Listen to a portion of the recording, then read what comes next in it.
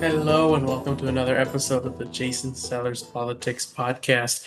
This is episode 2 of my 5-part park board candidate interview series.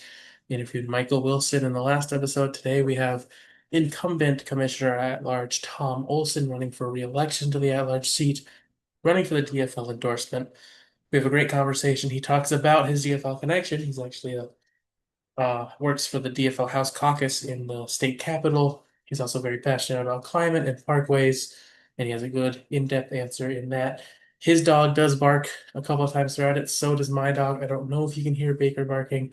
His dog, he does step out for a second to let out. But other than that, enjoy episode 2 of our Park Board Candidate series. Hey Hello, there. welcome. Yeah, thanks for having me. Yeah, yeah, you're the second one to be on so far. I'm doing 5 candidates. I got 3 for at large, 2 for the 2 district one candidates as well. So, have a little bit of more knowledge than the first one I did, just because I was able to get it done. So, I have a Yeah. few things I've adjusted. So, I'll just start off with a quick introduction. Once again, my name is Jason. I'm a lifelong resident in Northeast Minneapolis, in District 1. And I've worked for the park board both in Minneapolis and now in St. Paul, and it's something I'm very passionate about. So, how about you just give yourself a brief introduction and your relationship to Minneapolis? Like, did you grow up here? Did you move here? Yeah, my name's Tom Olsen. I am running for re-election for Minneapolis Park Board at large. For my day job, I work for the Minnesota House DFL at the Capitol. And I moved to Minneapolis after college. So I've been here for about 12, almost 13 years now. And yeah, that's a little bit about me. Yeah, with the non-incumbents, I would ask them what experience they have for this seat, but with the incumbents instead, I'm going to ask, what are you most proud of over the last term? Whether it's something that you pioneered or something the whole park board did, and no, I wasn't sure if I should ask you at the beginning or the end, but I stuck it here. Yeah, so as far as, proud, it's I think as something that the full board did, I really am proud of our vote on the Hiawatha golf course plan. That was a difficult vote, it was kind of protracted, it was kind of extended between two different boards.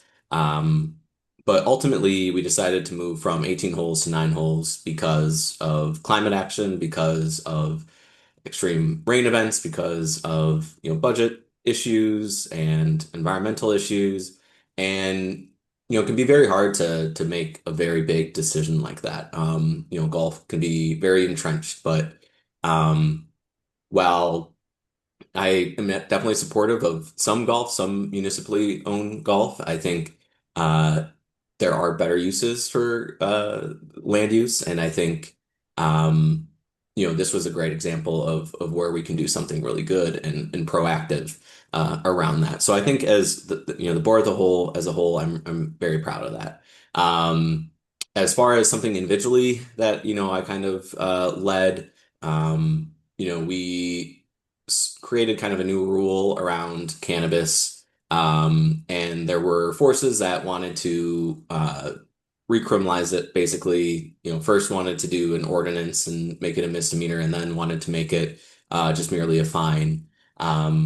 But given the recent, the ongoing climate we're in, and the fact that we just decriminalized it, and we haven't seen significant issues around that, and also in speaking with our police chief, and getting an understanding of, there are more pressing things that our officers should be working on. I, wrote the first draft for our ordinance there, or not ordinance, our new rule. And I think I was able to, find a good medium there. When we did the survey for that, we found out that something like 50+% of folks liked what and approved of the rule we wrote. About 20% wanted it to be more stringent, and 20% wanted it to be less stringent and have no rule. So I think we struck a good balance there. Yeah, you mentioned the officers, which flows well into the next thing I was going to ask, which is public safety has obviously been a theme in Minneapolis for a long time, but especially after the murder of George Floyd. And something that I'm passionate about and something that's been proven to work is preventative approach, getting kids into programs when they're young, giving teenagers and kids things to do and resources and communities that they trust. And so how have you and the board taken a preventative approach to public safety, and what more specifically can you do and have you done for to increase the quality and quantity of youth programming? Yeah, so, this is something where, I think the board has done a fairly good job of trying to make our programming more accessible, more affordable. We implemented recently a new system where folks can kind of pay what they can. And there's less hurdles to step over. Typically we had like a sort of like almost like a sponsorship, like a scholarship sort of thing. And it was just kind of a lot of bureaucracy. And we seem to have struck upon a new balance that hopefully will make it more accessible so folks can get in and don't have to pay more than they are able to afford. And my hope is with that is if it continues to be a success, and as we have various funding sources, I would like to make it so those programs cost less and less and less for everyone. And hopefully move towards a universal model, similar to like universal school meals. When we don't means test, when we don't charge for these things, that ultimately is means that there's no barrier and as far as price goes. But I will say, as a board, I think we have actually been disappointing in some ways. In our most recent budget, my colleagues voted for to cut three youth positions that they viewed as a temporary cut, as they weren't filled at the time, and move that money towards park pathway pavement maintenance. Now the problem with that is, as soon as you defund those positions, we are now entering a budget crisis. And without those positions, even if they were empty, we aren't going to be able to bring them back. We aren't going to be able to hire into those positions, even if we wanted to. It would require a different budget action, and um, so that kind of ship has sailed. And it was all sort of to be able to, play to, folks who are, kind of always pushing for maintenance, which is makes sense, right? It is a big part of our job. But I would argue that $300,000 in maintenance, I'm not sure if your listeners are aware, it's really not that much. It doesn't go that far. Whereas three youth positions, three full-time positions that are guiding kids, that's several dozen kids that are affected, and that has a lot of and a long kind of downstream consequences that aren't really to be seen. Whereas a bumpy bike path, I'm a biker, I'm a bike commuter, and I'm a carpool commuter, and transit commuter, so I understand, I sympathize with that. I'm the bike guy on the road. But it's still not worth prioritizing over our kids. And so, that's kind of one of the things that while I'm running again, I really want to make sure as we head into really difficult budget times, that we're defending those positions as much as possible. And we are working to be as preventative as possible and investing in kids because, yeah, we're not going to be able to completely police our way into 100% public safety. That's just not the way it works. I know that quantity is it's a whole other topic, but just even the relationships that I've been able to build with the kids I've worked with in my position is I know that I could be exchanged to another rec center at any moment, and it would be hard to rebuild those, and then much less if you have three less staff. And I know another thing that I feel like in my position and when I was working at the Minneapolis Park Board last year is I wasn't always prepared to help people in need in terms of like unhoused people, people that were suffering with drug addiction, and um, can the park board and would you support park board sponsored free ways to help neighbors help other neighbors? I know last year I was thinking, what if we could have like a pop-up Narcan training, once a week or this specific day and have some incentives, or just have some educational literature that could be at a table or something. Yeah, no, that's absolutely something I support. Actually, there was a post on Reddit from one of our park workers who was kind of talking about, Narcan and like what are my like legal like liabilities if I bring my own, like Yeah. because they saw someone in the park, and off of that I reached out to our superintendent and assistant superintendent and have been pushing that we follow similar models that the county have and offering our workers the option to have training on that, to have it on them. You wouldn't want to, require it of folks, but to make it available. And sorry, are you picking up my dog? I can go A little bit. a little bit. Sorry. I don't want to. Okay.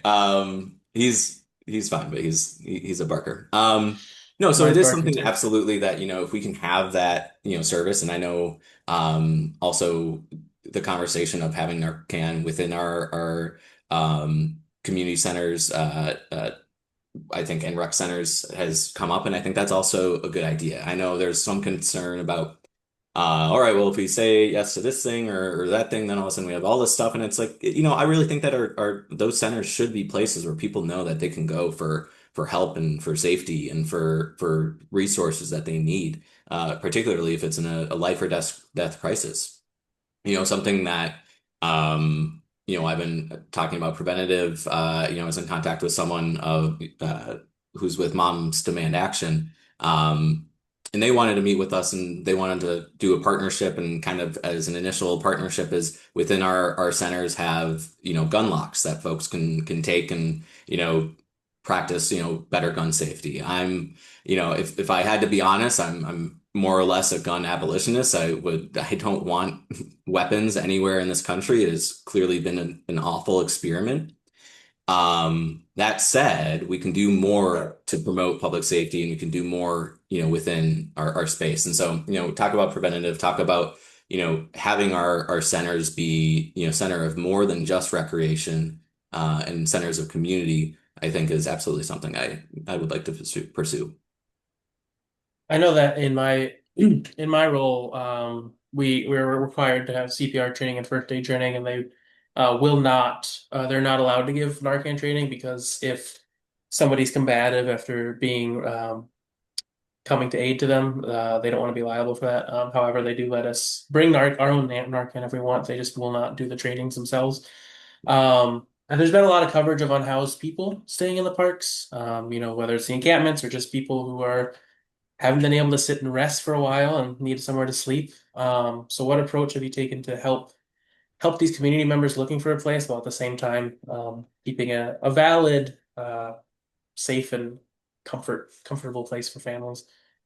Yeah, so, in some ways, this is an issue that hasn't really reached our current iteration of the park board. It was a big issue during the last election cycle, and most folks who were more sympathetic to our unhoused neighbors lost their elections. And so we had a park board that was really kind of disinterested in tackling this issue in any other way than kind of what the status quo was. And so, the status quo is certainly not. I wouldn't call it like inhumane. It's maybe, you know, a little flawed. But what we have been doing basically is that if there's someone who, is found to be residing and sleeping or trying to sleep in our parks, we, kind of have soft contact with them and, refer them and work really closely with our county partners to guide them towards better resources. And as far, frankly, as I have seen or been made aware of, that approach has seemed to work. It hasn't really been an issue that has come up to me personally. That said, I mean, I still see it personally, out there. I mean, where I most frequently play pickup basketball, there's a frequent man who stays there and rests there, and most of the neighbors just I mean, everyone's just, mostly fine with it. And it's one of those things where, you know, that's what it's so stigmatized that seeing that it's kind of one of those things where it's like, well, yeah, most people are fine with this and do have some have like a stronger tolerance of recognizing that folks need places to rest and need shade. And so um, I'm absolutely sure that there's more that we could be doing as a park board, that there's more that our conversations that we could be having. Um, but yeah, I haven't had like constituents come up to me about it. I haven't had advocates come up to me yet and talk about it. And I think for really the conversation to go anywhere, if is more we could do, like offering more services within our rec centers. I mean, I would like to offer more like social work within our rec centers, offer more ways of being accessible. I think we would have to see a change in the election, right? And we'd have to see folks who are more sympathetic to it. I mean, I think as far as campaigning, it was basically Becky Alper and I who, when we ran, we weren't completely hostile to the idea of folks during a time of crisis spending time in our parks. So, yeah. So what steps are you and the park board taking on climate efficiency, fighting the climate crisis, and being able to do your part, our part, however big or small it is, for cleaner air and cleaner water? Yeah, so this is something again where I think the board could be doing a lot more. It's climate action and environmental focus is kind of my background and what I've been really focused on. And one of the main things I ran on, maybe I'll save it because we might talk about it later. Um, but we've done things where, for instance, the Uptown Mall situation. I'm not sure how familiar you are with it, but basically we had a really simple choice of deciding between green space and parking. And the board chose parking. And this was something that was basically lobbied to us by what I will say are connected and privileged Minneapolitan homeowners from in particular the East Isles Association, who came and really started to lobby against this. And it's when we are in a climate crisis, we really can't afford, even on kind of a small level, to be saying, okay, yeah, in this situation, yes, we should have parking, even though every single time we're in here, we're having meetings, people are talking about how important it is to have water filtration, how important it is to have more green space, how important it is to have less asphalt for urban heat island effect for water quality. And speaking of water quality, that's right next to Lake of the Isles and Bede-Makaska, and Lake of the Isles is suffering a really bad year as far as invasive species go. And so these are the sort of things that, like, if we are in a very liberal, very democratic city where everyone says that climate change is an issue, if our board can't take the strongest climate action on every single situation, then, like, where are we as humanity? And I think the answer is pretty clear. Like, we're headed in a really bad direction. Like, I want to be a doomer. We can absolutely change things and mitigate things and make a better world. Um, but it starts here, and it starts with these local governments, and it starts like, because if it's little local governments making say, okay, well, we'll make an exception here, we'll make an exception here, and it's a death by a thousand cuts, and it's problematic, I believe. We've done some good things, like I said, Hiawatha, that's fantastic. We're going to be creating more green space. We're going to be creating more wetlands, which are great ways of sequestering carbon.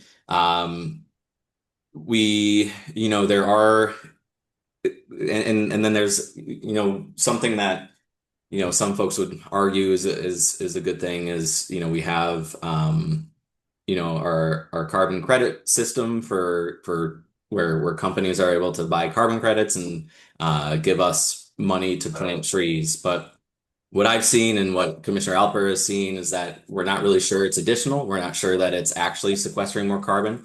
And what I believe more than anything is that it's greenwashing large corporations like CenterPoint, who, I work at the Capitol. CenterPoint is constantly fighting and lobbying against things like electrification and heat pumps and moving on to new things. So, we have a really iffy track record. We have some good things, absolutely. Our new Graco park is 100% renewable. But the thing is, we need to be doing a lot more. And one of why I ran in the first place and why I'm running again is I've really been pushing for open parkways. Sorry about that. Sorry. On my dog, but he's a little bit of a barker. Okay. So one of the main reasons I was running was open parkways. And, that came from both of a climate perspective and an understanding, when we implemented that during COVID, we found that those spaces could be incredibly valuable for more than just transporting vehicles. And when we had a really, I would say, simple pilot project at the start of our term, it was dismissed pretty much out of hand. It would have just, over one of the summers, we would have had more open parkways during the summer in West River Parkway, and we would have been able to do some more research and seeing how many people use it. What are the best barriers? What are the safety implications? Because people always have safety questions when roads are potentially closed, even though vehicles are what get in the way of emergency vehicles most frequently. And when you have those pedestrianized spaces, it's actually quite easy and quite safe to get folks in and out.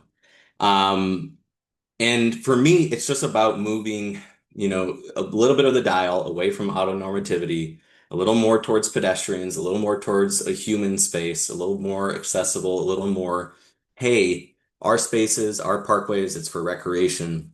And we also recognize that we're in a climate crisis and we need to be doing more to encourage folks to get out of vehicles more often.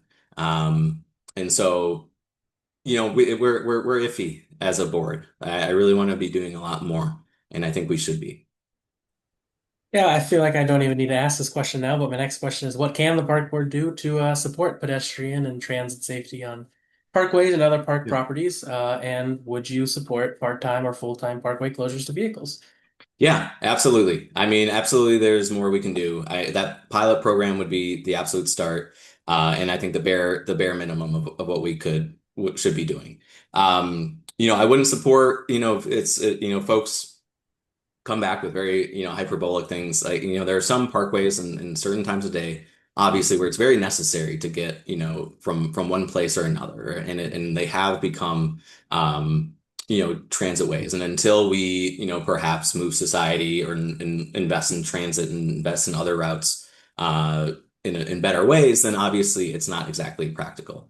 But there's several spots throughout our Grand Round system where we absolutely could be doing this and it wouldn't be affecting access to our parks. It wouldn't be affecting, traffic, and it wouldn't be affecting, safety in any sort of significant way. In fact, it would be helping safety. One of the biggest things and one of our issues and one of the things that I hear the most as a commissioner is folks wishing that we had stronger traffic controls on our parkways because folks are often speeding like crazy because there's little enforcement because our officers are so busy doing something else. And there's almost no stop sign. There's very few stop signs. There's very few stoplights, and you can just cruise. I often will commute on our parkways. I have a e-bike.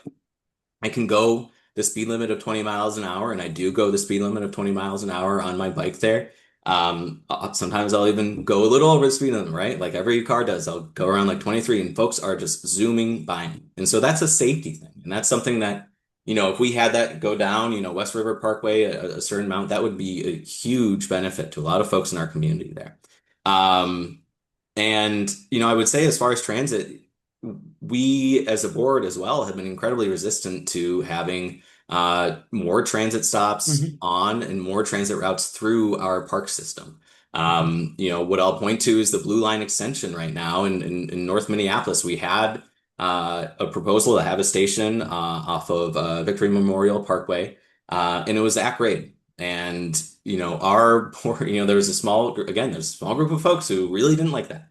And so they got folks on our board to get really riled up against that. And we're saying all this safety stuff, all this like danger, like like somehow like an at-grade crossing is the most dangerous thing in the world. When in reality, light rails are far more safe for pedestrians, for drivers, for everyone else than other vehicles are.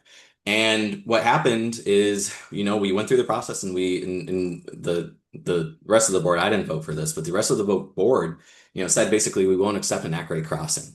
And now what we're going to see is, it's going to be like an extra $50 million on the project. It's going to be an extra year added to the project.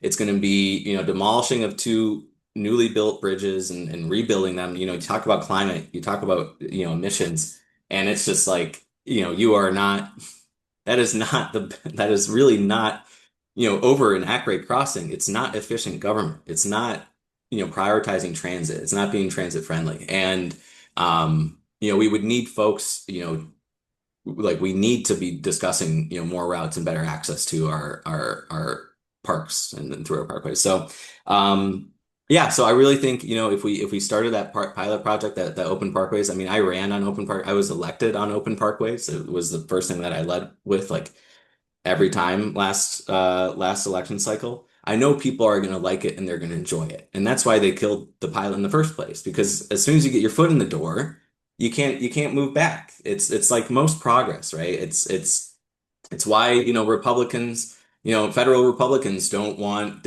like Obamacare, don't want universal health care, because as soon as people have that, they're never going to go back. And it's just how progress is. Like Bryan Avenue, when we're talking about pedestrianization, we're talking about bike safety. That is on South Bryan Avenue. It is wonderful. It is safer. Property values have skyrocketed, and people are never going to go back. And so, we just need to get folks in there that understand that we can have some progress, and it's not the world. The sky is not going to fall if we have more space for pedestrians over cars. You talked about, there is some necessity there, and that's something I'm definitely familiar with. I live in Audubon Park, and just until recently, my grandpa had a wood shop in a very industrial area west of University, and the parkway would be the only way to get there. If that's closed, you'd have to go down to Lowry or up to 37th, which is always being worked on. And as somebody who is pretty reliant on cars and wish I was better at biking, it's a very hilly area. Yeah. So when I would try to bike there, it would be a struggle. My grandpa's been biking for a lot longer, so he's able to do it. And there's also the St. Anthony Dog Park right there, and we bring our dog there. And there's a, stop for pedestrian sign, and I usually just don't even trust it. I just wait to see if they actually stop, and then, as you should with all crosswalks, but a lot of people just blow right through it, even when there's somebody waiting right there.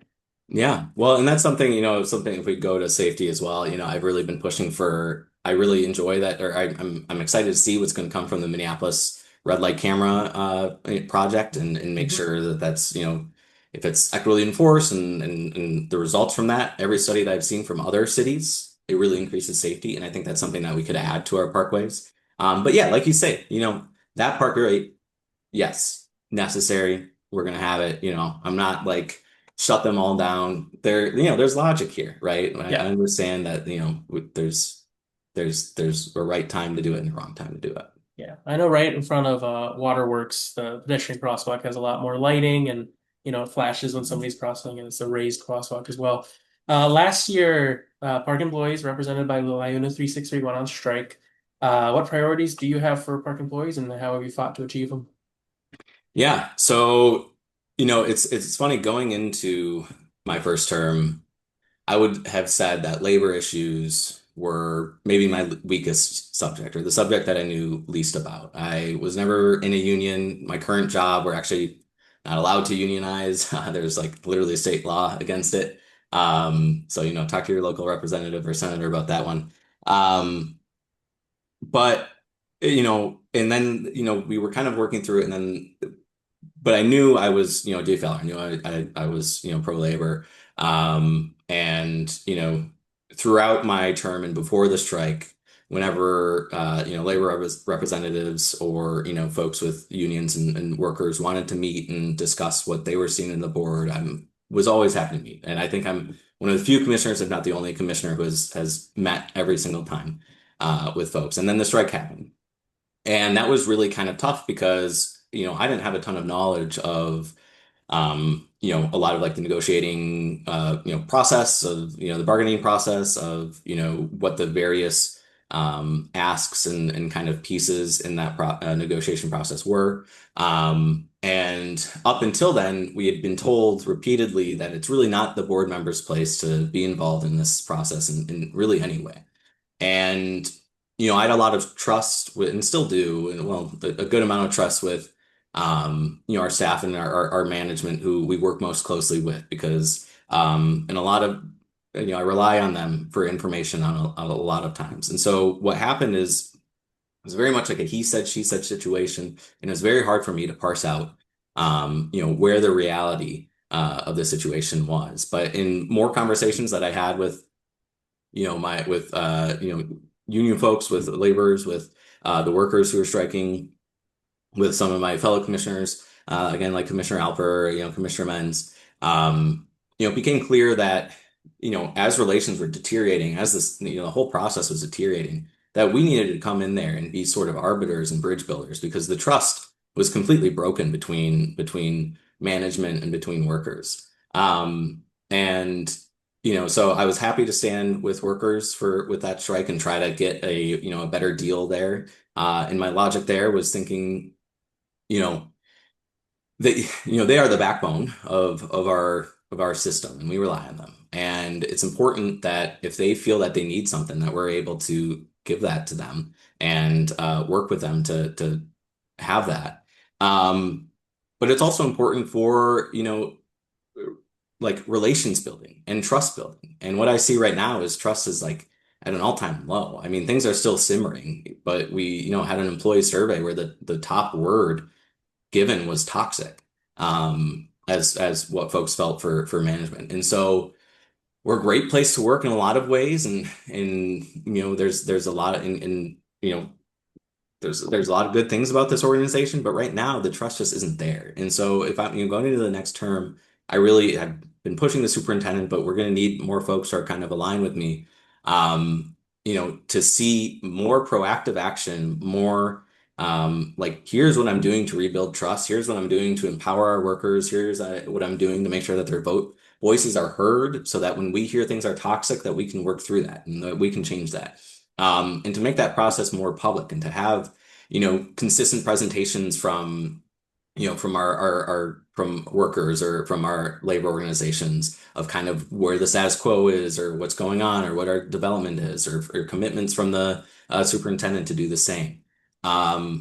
It's basically just we've had the strike and then we just haven't talked about it at all. And I just don't think that's good. When you have the first strike in your park board history and you're not really talking about how you got there and how you can do better, and it's still kind of like, well, hey, both parties were completely irrational. Like that's not, I think, acceptable way to move forward. So that's kind of what I'm going to be focusing on moving forward, and just making sure that folks' voices are heard, and so we don't get to a boiling point in a strike ever again. So there's about 7 minutes left in the Zoom, so I'll combine these next two questions, which I also did for my last interview. So part of why I do the podcast, I try to be active on social media, is that a lot of people, especially my age, don't know what the park board does or even what the city council does. So how have your campaigns gone about community outreach and input? How have you continued that in the office? And then how have you advocated for park board needs and partnerships with other government bodies such as the state legislature, the Met Council, the city council? Mhm. Yeah, well, so as far as outreach, I mean, I have a pretty small operation in a campaign. I mean, that's another thing about Park Board is like, um, unless you have a lot of, wealthy friends and stuff like that, you're not going to be raising like a ton of money. So, but I just make sure to, focus a lot of my communications, when I'm sending text messages, when I'm sending emails and lit on, that age group, on that demographic. I mean, one, that's partly political for me, but also two, that is a group of folks who know far less about park board. Um, I try to be active on social media as well. I try to always respond to folks and DMs and emails and all those things, and trying to get better at TikTok and reaching out and letting folks know what's out there. But overall, I would say I'm not the strongest organizer there is out there. There are some folks running who I think are great and doing a great job of that, actually, who I'm definitely looking up to. And it'd be great to have them in there and have their networks in there so that, folks are getting more involved and more receptive to what's going on. Um, I would say, as far as, our intergovernmental relations, I would say something I think that's probably one of my strongest suits at this point. I mean, I do. work in a different government entity. I see what works there. I understand what works there. Um, and when we talk about, park maintenance, when we talk about path maintenance, that money comes from state funds. And right now we're being underfunded by the state. We're supposed to be getting something like between 8 and 10 million more dollars a year for our pathway maintenance and our trail maintenance. And you know, if you want to have good, solid parks and park systems, we're going to have better relations with our state government partners and our county partners. Um, and that's something I've taken really seriously. Again, with the county, that's one of the reasons, again, on the blue line with, Met Council, I want to make sure that we're not viewed necessarily as a park board that's just like, we have our own little fiefdom, because then when we need more help, when we need more, assistance, folks aren't going to be as inclined to work with us.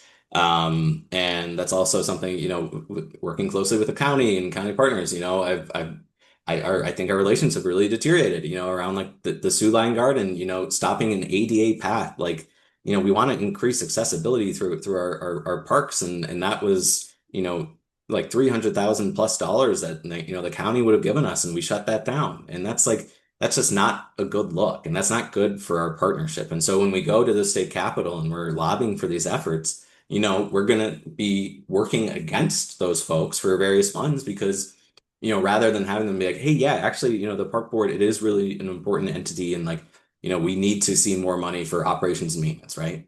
Um, that's something I think I bring. That's a perspective I bring. I haven't looked on this, but I bet you if you were to look for at all park board candidates, I believe I have the most endorsements of currently elected officials, throughout government, but particularly at the state capitol. And that's because, I think folks understand that I understand how the process works, and I understand how important our relations are. So, yeah, it's definitely something I'm really focused on. All right, really quick, just your parting message. Why should people vote for you? Your little elevator pitch and your goals. Yeah, well, so tying into that, I think I have some of the most experience coming in. I think not just in the park board, but in government in general. We're going to be headed towards a really difficult budget time. We're going to need to have folks who understand how budgets work, understand how to make sustainable decisions, understand, what are some issues that we aren't that we can't afford to give up on and defund, and what are issues that maybe we can. Um, I think I bring a strong progressive voice to this park board. Like to say to people, I've basically been losing votes constantly.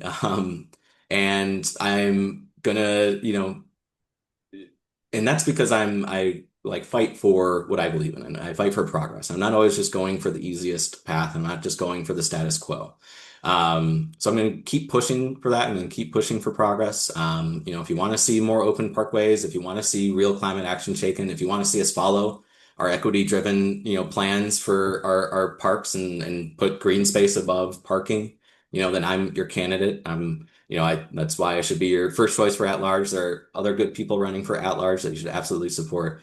But I would love to have your first choice vote. And yeah, as we head into the DFL convention, I mean, I'm a DFLer through and through. I work for the DFL. My values to the core. It's not just something that, it's okay. Every 4 years, here I am. I'm a DFLer, or I'm running for a new office. So all of a sudden, I'm going to participate in this process. Since I've been in Minneapolis, I've been participating in this process. I've been participating in local politics. I'm not a political gadfly. I'm here because I care about our parks, and I want to see them improve for more people.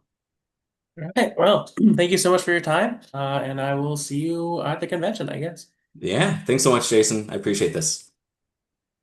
So that was my podcast with incumbent at-large Commissioner Tom Olsen. Next up will be Ward 1 challenger Dan Engelhardt, and then another at-large candidate, Adam Schneider, who is not running for the DFL endorsement, and last incumbent Ward 1 Commissioner, Billy Menz, which may or may not be in person. We're still following, we're still trying to figure it out. I just don't know if I have the equipment to do it outdoors yet. Thank you so much for watching. As always, you can follow me on YouTube. If you're listening to this, Jason Sellers Politics. If you're watching this on YouTube already, it's also on Spotify, Apple Music, Apple Podcasts, or wherever you get your podcasts. You can also follow me on Twitter at Jason Sellers MN, on Instagram at MPLSJason, and on Blue Sky at Jason SEL.bsky.app. Thank you so much for watching or listening, and we'll see you next time.